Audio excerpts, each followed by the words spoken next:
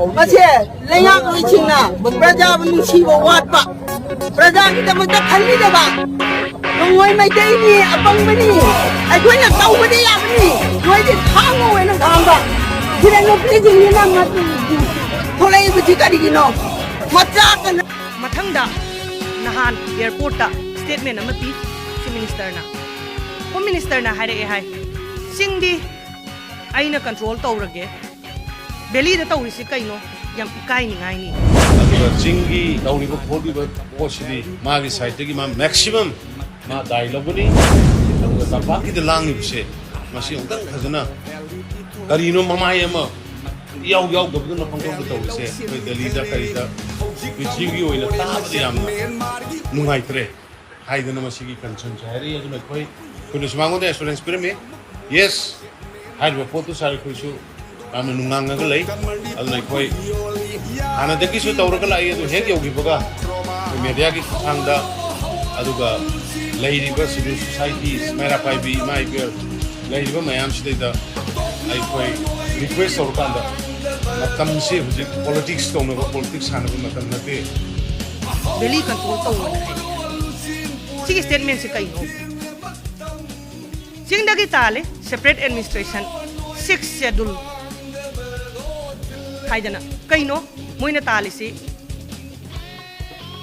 Tungan ba secretariat, ako yung sida sila yung secretariat, sumay na tungan ba singi secretariat. Tungan ba sip secretary, tungan ba finance.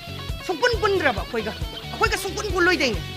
Sungpun ra ba, Manipur hai ba siga sungpun ra ba, tungan ba, tali ba mina. Si tali ngay marak sida. Ndiya home minister na, sing siya na control tau rage, tam sina nang na control tau ro hai ba.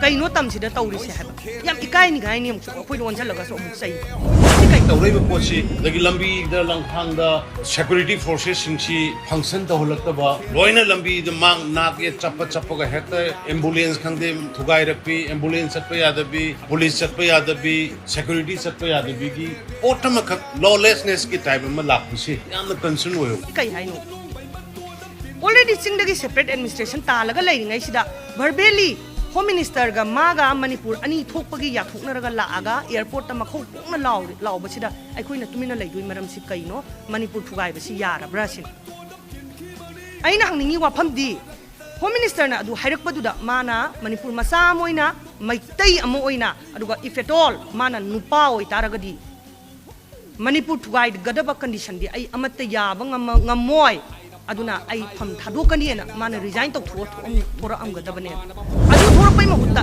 nungai na harau laga ai pham si da tu draga di na thoklaga airport ma khai makhu pong na lawre chinna verbally ya thokre ba si kai maram pau si da ina hai bisina home minister na ko bodagi minister en bi ai chatnu na ro ni da tam na ha pre phong edum pau si da phajina phong to sigi aseng ba phong ni ba pau si di padra ba soina phongbo pau bu par ka ga Birena cingtam hari ini tu, sudah di ham clear way na way na kau, saya na hai tu, video recording sudah ini meh, nanti ham lu lupa tanda sudah Manipur kai bi yaro ini lau ni, aku adu itu tu kau ikan ni cingtam kai kai tu ya, karena anak madu kai tu pun ni sudah itu, madu kita ya ada baik.